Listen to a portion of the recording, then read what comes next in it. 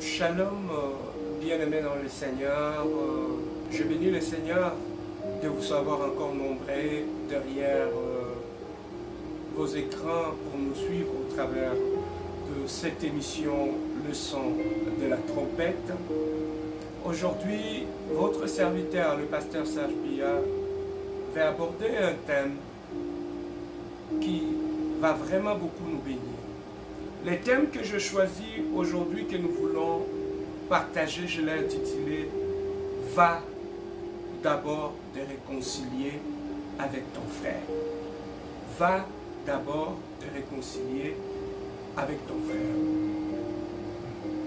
Il y a un verset biblique qui m'a beaucoup inspiré, sur lequel je me suis penché pour partager avec toi cette pensée qui me montait beaucoup à cœur.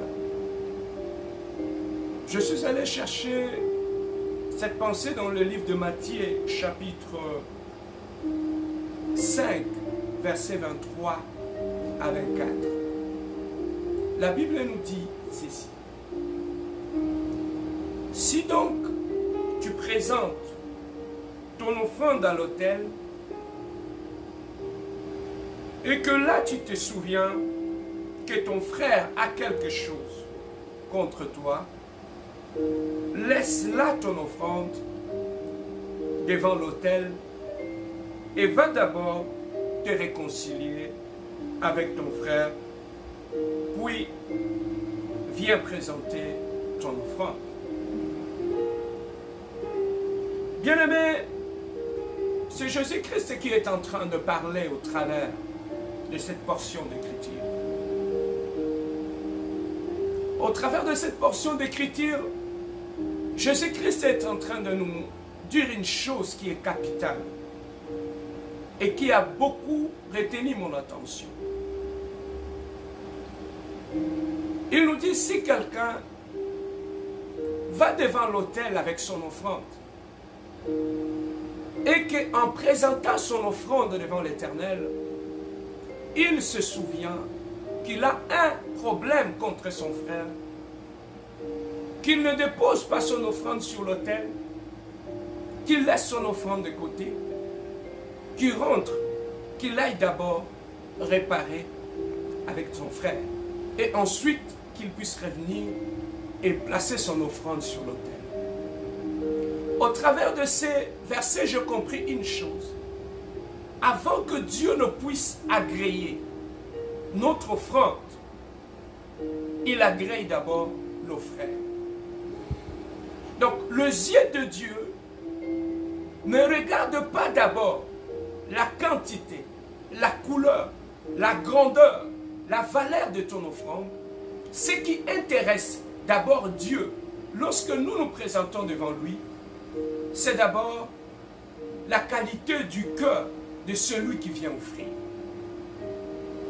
Bien-aimé, Jésus-Christ, au travers de l'œuvre de la croix, il a ouvert une fois pour toutes notre accès dans la présence de Dieu. Donc tout celui qui est enfant de Dieu a droit d'accéder à la présence de Dieu et d'aller amener son offrande dans la présence de Dieu. Mais bien aimé, pour demeurer dans la présence de Dieu, il y a des conditions que nous devons remplir. Jésus-Christ a déjà fait son travail. Le rideau du temple a été déchiré, du haut en bas. L'accès, maintenant, nous avons tous l'accès dans la présence de Dieu. Mais il y a certaines choses qui peuvent nous empêcher d'opérer librement dans la présence même de Dieu. Dieu nous dit au travers de ces versets de Matthieu 5, il nous dit que lorsque tu amènes ton offrande devant Dieu, ce n'est pas d'abord ton offrande qui intéresse Dieu, c'est la qualité du cœur de celui qui vient offrir. Donc lorsque nous nous présentons devant Dieu, notre cœur est aussi important. L'état de notre cœur est aussi important. Au travers de ces versets, nous comprenons que Dieu n'accepte jamais l'offrande d'une personne qui est problématique. Dieu n'accepte jamais l'offrande d'une personne qui a des problèmes partout, qui ne vit pas en paix avec les autres. Et lorsque cette personne apporte son offrande, quelle que soit la quantité, Dieu ne peut jamais accepter cette offrande. Il nous demande la première des choses, d'aller d'abord réparer et ensuite de revenir placer notre offrande sur l'autel. C'est cette démarche-là, bien-aimés, qu'on n'a pas vraiment assez expliqué au peuple de Dieu. J'entends souvent les gens dire, j'ai tellement donné, j'ai tellement déposé mon offrande sur l'autel, j'ai tellement fait pour soutenir l'œuvre de Dieu, mais en retour, je ne vois aucun résultat. Mais bien-aimé, quel était l'état de ton cœur lorsque tu t'étais présenté devant Dieu et présenté ton offrande devant l'autel? Bien-aimé, tout enfant de Dieu doit examiner d'abord son cœur lorsque tu veux t'approcher de Dieu. Voilà pourquoi David a dit, ô Éternel, sonde mon cœur et révèle-moi s'il y a de mal dans mon cœur. Bien-aimé, l'état de ton cœur est très important. Dieu ne peut jamais agréer dans sa présence l'offrande d'une personne qui vit encore dans la haine, qui vit encore dans de rancune, qui vit encore dans des conflits. Voilà les choses, bien-aimés, qui empêcheront que Dieu puisse agréer ton offrande dans sa présence. Voilà pourquoi il a dit dans sa parole, aussi longtemps que ça dépend de vous, cherchez la paix et la sanctification avec tous. Dieu veut que nous puissions non seulement vivre en bon terme avec lui, mais vivre aussi en bon terme avec tous ceux qui sont tout autour de nous. Il y a beaucoup d'enfants de Dieu, bien-aimés, qui croient que ce qui me suffit, l'essentiel, c'est seulement que je sois en ordre devant Dieu. Même si j'ai des problèmes à gauche, à droite, ça me porte paix. Bien-aimé, ne trompe-toi. Aujourd'hui, au travers de cette exhortation, je viens simplement t'éclairer en te disant, bien-aimé, Dieu n'agrée pas des gens qui sont conflictuels dans sa présence. Voilà pourquoi il nous a demandé de faire de notre effort, de vivre en paix avec tout le monde, pour que notre offrande soit agréée dans sa présence. Bien-aimé, les conflits que nous créons à gauche et à droite, bien-aimé, c'est ça qui bloque l'exaucement de nos prières devant la présence de Dieu. Si Dieu a refusé d'agréer l'offrande d'une personne qui est problématique, et à combien plus forte raison sa prière? Beaucoup de gens bien-aimés prient, ne voient pas de résultat. C'est tout simplement quelle était la qualité ou l'état de ton cœur lorsque tu t'étais présenté devant Dieu avec ta prière, avec ta requête de prière.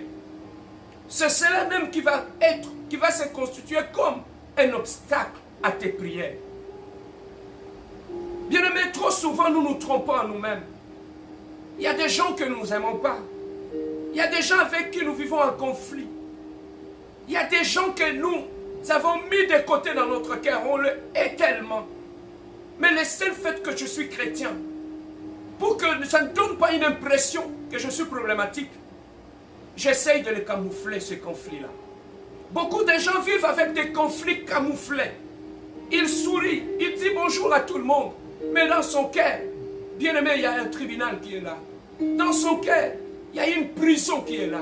Il y a des gens qui l'ont enfermé dans son cœur. Il y a sa belle-mère, il y a son beau-frère, il y a son mari, il y a sa femme, il y a son pasteur, la femme de son pasteur. Ils sont dans la prison de son cœur. Bien-aimé, tu perds ton temps lorsque tu vas déposer ton offrande devant l'autel. Tu perds ton temps lorsque tu pries. Mais aujourd'hui, laissez-moi te dire cela, bien-aimé. Ce n'est pas pour rien que Dieu a voulu que tu écoutes ces messages.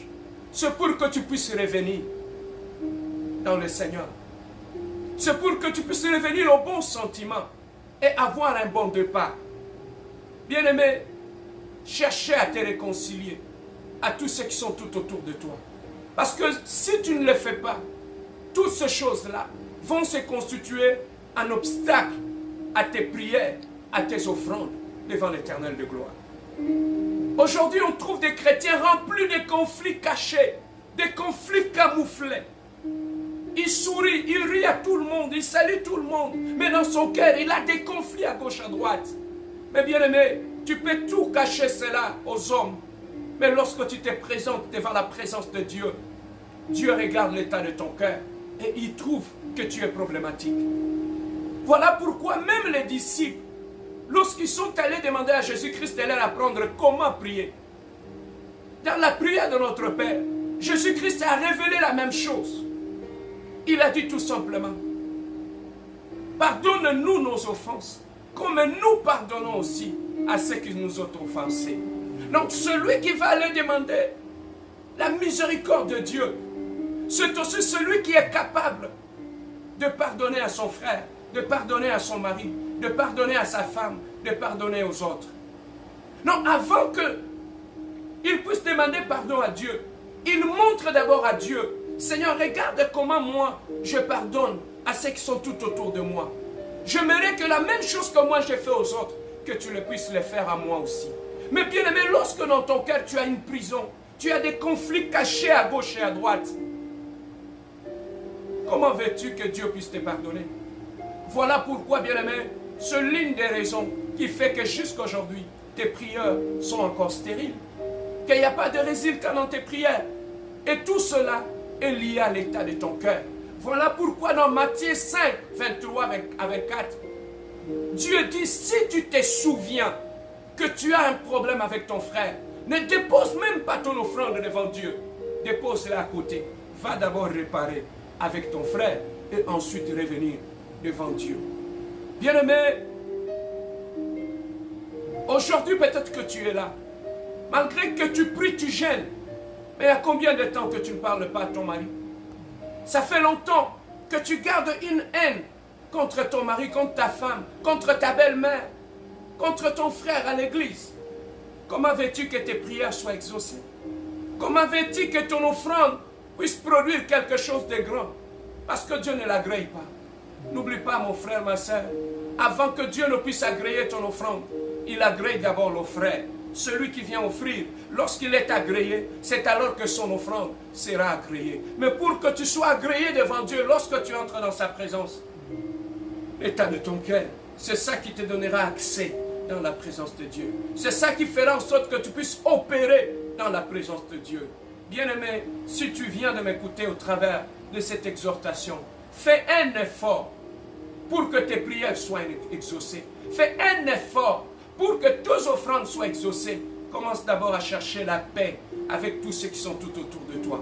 Commence d'abord par te réconcilier. Il y a des choses que tu peux cacher à tout le monde, que tu vis dans ton cœur. La haine que tu vis dans ton cœur, c'est cela même qui est un obstacle. Lorsque tu te mets à genoux, tu commences à adorer. Dieu n'agrée pas cela. C'est l'état de ton cœur, ce que tu caches dans ton cœur, c'est cela qui se constitue un obstacle. Bien-aimé, lorsque tu vas devant l'autel, déposer ton offrande, tu iras de pasteur en pasteur, tu iras d'église en église, tu n'auras jamais la solution à ton problème, tout simplement parce que l'état de ton problème a un problème. De Genèse à Apocalypse, la Bible, bien aimé, le sujet central de la Bible, c'est le salut. Or, dans le salut, la porte pour accéder au salut, c'est la repentance. Sans la repentance, on ne peut pas accéder au salut. Bien aimé, sans la repentance, il y a beaucoup de choses que tu ne pourras pas avoir dans la présence de Dieu. Voilà, bien-aimé, je voulais partager avec toi que Dieu a dit, si tu te souviens que tu as un problème avec ton frère, va d'abord réparer. Dieu ne marche pas avec des gens qui sont problématiques. Dieu ne marche pas avec des gens qui sont hypocrites, qui ont des conflits cachés dans leur cœur. Mais Dieu voit tout cela. Voilà pourquoi tu te poses des questions. Pourquoi tes prières ne marchent pas? Pourquoi, malgré tes offrandes, tes dons, tes dîmes, tout ce que tu donnes à l'église, pourquoi tu ne vois pas le résultat? Bien-aimé, revois l'état de ton cœur. Cherchez la paix avec tous. Si tu veux voir la gloire de Dieu revenir dans ta vie. C'est comme dans les temples. Lorsque Jésus-Christ est entré dans les temples, la Bible nous dit, il a chassé tous les vendeurs qui étaient dans les temples. Il a nettoyé les temples. C'est alors On a vu les aveugles, le boiteux rentrer dans l'église, recouvrir la vie et vivre le miracle. Pourquoi? Parce que le temple avait été nettoyé. Voilà pourquoi Jésus a dit, ma maison sera appelée une maison de prière. Voilà, aujourd'hui je viens encore te dire, ton cœur sera appelé une maison de paix et de prière, et non une maison de conflit.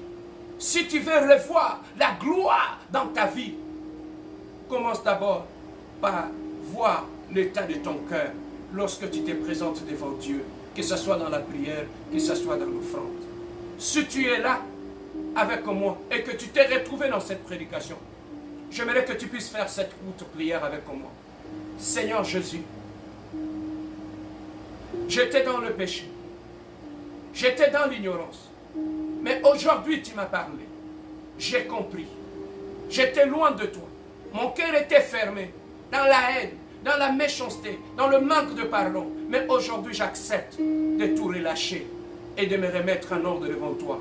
Pardonne-moi, accepte-moi dans ta présence, dans le nom merveilleux et précieux de notre Seigneur Jésus-Christ. Nous disons Amen. Merci, que Dieu vous bénisse. C'était votre humble serviteur, le pasteur Serge Bia, de l'église de la Compassion Divine à Montréal.